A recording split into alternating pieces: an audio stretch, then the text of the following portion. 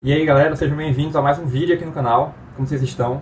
Estou aqui para ler junto com vocês mais um modelo pronto de redação, meu modelo pronto de redação para o Enem 2023, né? Uma redação coringa que encaixa qualquer tema e que eu tenho certeza que vai ser um ótimo material de estudo para você ter em mãos, né, nesse processo de preparação para o Enem 2023. Mas antes de a gente começar o vídeo, por favor, não deixe de se inscrever no canal, curte, comenta, compartilhe o vídeo com os amigos, isso me ajuda bastante. E tá saindo vídeo novo todo dia agora no canal, às 19 horas. Let's bora! Bom galera, então vamos lá.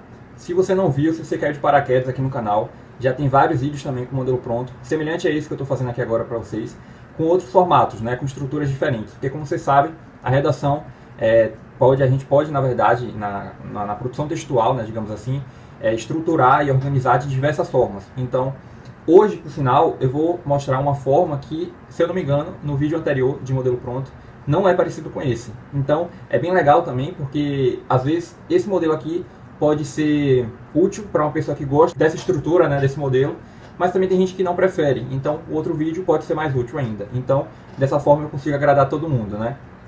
Como vocês sabem, o modelo pronto, principalmente na questão da introdução, tem a questão do repertório sociocultural, que é opcional, então você coloca se quiser, né? Nesse caso aqui, por sinal, nesse modelo pronto que eu vou te mostrar hoje, tem um repertório no início, eu não me lembro se no anterior tinha, mas dessa vez eu estou trazendo duas causas para o problema, né? Causa 1 e causa 2. Nesse modelo pronto. E, se eu não me engano, no modelo anterior que eu soltei aqui no canal, na semana passada, foi um projeto de texto com causa e consequência. Então, se você prefere causa e consequência, por sinal, eu prefiro também causa e consequência, dá uma olhada depois no outro vídeo, certo? Mas nesse caso aqui agora, esse projeto de texto está estruturado, né, como eu falei, está estruturado com causa 1 e causa 2. Bom, então vamos lá. Eu já percebo aqui que tem três repertórios socioculturais, né? Um na introdução, um no D1, outro no D2, e o projeto de texto com causa 1 e causa 2, né? O resto, vocês vão perceber no decorrer do vídeo, então fique comigo até o final, principalmente na questão da conclusão, porque é algo também muito importante que você se atente a isso, em pequenos detalhes mesmo do parágrafo e de tudo isso que está relacionado com a conclusão, porque é muito importante, né? Como vocês sabem, a competência 5, né, da redação do Enem, um dos critérios é analisar justamente a conclusão. Então é muito importante também que você tenha conhecimento, que você saiba, né, que você tenha domínio desse parágrafo. Vamos lá então, vamos deixar de enrolação. Vou colocar aqui na tela para vocês, né, o primeiro é a introdução. E como eu falei, né, como vocês já podem perceber, temos um repertório no início, né, um repertório, né, fazendo alusão a John Locke. Então vamos lá, como vocês sabem, se a gente tem um repertório no início, a gente precisa relacionar com o tema. Não tem sentido nenhum você apresentar o repertório e não relacionar com o tema. Você tem que explicar essa relação, você tem que mostrar. O corretor precisa entender o motivo de você ter mencionado, de você ter usado esse repertório sociocultural. E em seguida, vocês vão perceber a tese, que é seu posicionamento crítico, né? É o que a gente vai observar no decorrer do seu texto. E por fim, o projeto de texto. Como eu falei no início do vídeo, que eu estruturei com causa 1 e causa 2. Então, no D1, você vai falar da causa 1 do problema, e no D2, da causa 2. Não tem segredo nenhum. Vamos lá. John Locke, filósofo inglês, destaca que é dever do Estado assegurar os direitos e o bem-estar da população. Todavia, em virtude do tema da redação ser uma realidade na sociedade brasileira, é válido reconhecer como o poder público não atua de modo efetivo e, pior, não exerce seu papel social, conforme os ideais de John Locke. Nessa lógica, é possível analisar a causa 1 e a causa 2 como impulsionadores do problema. Bom, né, muita informação. Talvez vocês tenham ficado confusos. Mas no início aqui, né, como eu falei, está aqui na tela, a gente tem um repertório, né? Nós fizemos essa alusão a John Locke, e ele fala justamente do Estado. Então, quando a gente termina de relacionar com o tema da redação, né, que está entre parênteses, que é onde você vai colocar o tema da redação, logo em seguida você tem a tese que valida justamente esse repertório, porque fala dessa questão do poder público, né? Então vamos ler novamente esse trecho para vocês perceberem. É válido reconhecer como o poder público não atua de modo efetivo, e, pior, não exerce seu papel conforme os ideais de John Locke. Ou seja, além de eu validar o que John Locke afirma, né, em relação ao Estado, eu também mostro a minha tese. Né? Eu digo que um dos motivos, né, é justamente essa ausência de participação, de responsabilidade mesmo do poder público. Então, perceba, né, pequenos detalhes mesmo, que no final das contas acabam sendo muito importantes também para o critério, né, de avaliação e de correção. E aí, por fim, não tem segredo, né? Essa questão mesmo do projeto de texto. Então, no D1 você vai falar da causa 1 e no D2 da causa 2 do problema. A introdução está pronta, bem estruturada, não tem erro ortográfico, tranquila de você usar e está aí para vocês tirarem print e, né, aplicarem nos seus estudos. Modelo pronto para vocês. Vamos agora para o D1 e o D2, né, o parágrafo de desenvolvimento.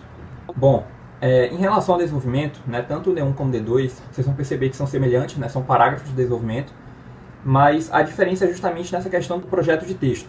Enquanto no D1 nós vamos tratar da causa 1 do problema, no D2 nós vamos tratar da causa 2 do problema. O parágrafo de desenvolvimento, de forma bem resumida, é estruturado da seguinte forma. Primeiro a gente tem um tópico frasal, é uma frase de início, né, nossa abertura do parágrafo. Então você traz uma ideia central a respeito do tema. Em seguida, você traz essa causa, né, validando seu projeto de texto, junto com a argumentação. Então nessa argumentação é onde você explica mesmo para o corretor como funciona o tema, o que você pensa sobre o tema, sempre na terceira pessoa do singular. Nunca eu acho que, nunca faça isso, nunca na primeira pessoa. E aí é onde você vai trazer exemplos, explicações, como eu sempre digo aqui no canal para vocês. E aí depois disso, nós trazemos o repertório sociocultural, é muito importante, né, aqui é obrigatório, tem que ter um repertório sociocultural no desenvolvimento. E em seguida, né, como vocês sabem, coloca o repertório, depois a gente já vai relacionando com o tema. Porque não tem sentido nenhum você trazer um repertório, uma alusão, uma outra área do conhecimento para a sua redação, sem relacionar, sem mostrar o motivo dela ter sido, de você ter inserido, na verdade, esse repertório, essa alusão na sua redação, né, no seu texto. Então tá aí, né? É basicamente isso, né? É esse esqueleto mesmo, essa estrutura do desenvolvimento, e é o que você vai perceber agora nesse modelo pronto. Está aqui na tela para vocês, e vamos lá. De início, percebe-se que a causa 1 fomenta a permanência do entrave na sociedade, dado que, e esse argumento, nessa ótica, ao destacar a ideologia do filósofo Platão, especificamente sobre o uso da razão para combater os problemas sociais, nota-se como essa conduta não é realizada pelos brasileiros, sobretudo quando o assunto é o tema da redação. Isso porque, lamentavelmente, o indivíduo não questiona a realidade na qual está inserido, tendendo a, e aí se finaliza também argumentando. Então foi como eu falei. No início, a gente tem um tópico frasal, que a princípio você já coloca a causa 1 do problema e já argumenta. Então essa primeira argumentação, preste atenção nisso, essa primeira argumentação do parágrafo, né, do D1, é em relação à causa que você trouxe. Então se você disse que uma das causas é a irresponsabilidade do poder público, né, como já tinha dito na introdução, é aqui que você vai argumentar, você vai explicar o porquê dessa responsabilidade. O que ele faz, né, que afeta diretamente o tema da redação. Depois a gente tem um repertório, né, apresenta, né, relaciona com o tema e por fim argumenta. Essa última argumentação eu prefiro que você argumente não em relação à causa, mas sim em relação ao repertório que você trouxe, porque fica muito legal também, né? Você não só relacionar com o tema, mas também você explicar a relação do repertório com toda a problemática em si, com tudo que você trouxe em seu texto, seu posicionamento crítico e as informações, né? Tudo isso a respeito do tema. Então tá aí, desenvolvimento, não tem segredo nenhum e tá pronto para vocês usarem. Vamos agora para o D2. D2 na tela e vamos lá. Além disso, há um conectivo aditivo, porque como eu falei, o projeto de texto é com causa 1 e causa 2, então, para fazer jus, né, para a gente ser coerente mesmo em relação à competência 4, que avalia essas questões de recursos coesivos e de conectivos, a gente tem que colocar um conectivo aditivo, porque a gente está adicionando uma nova causa, né, é um novo parágrafo, então a gente precisa de um conectivo que traga mesmo essa ligação de uma causa a outra. Então, por exemplo, a gente não poderia colocar um conectivo de consequência, né, por conseguinte. Seria, por conseguinte, no início aqui do D2, se a gente tivesse estruturado, né, se o nosso projeto de texto, nesse modelo pronto, fosse um projeto de texto com causa e consequência. Mas como não é, né, como é causa 1 e causa 2, por isso que eu coloquei um conectivo aditivo. Né? Além disso, ademais, outro sim, são alguns desses conectivos que remetem mesmo a essa ideia. Então vamos lá.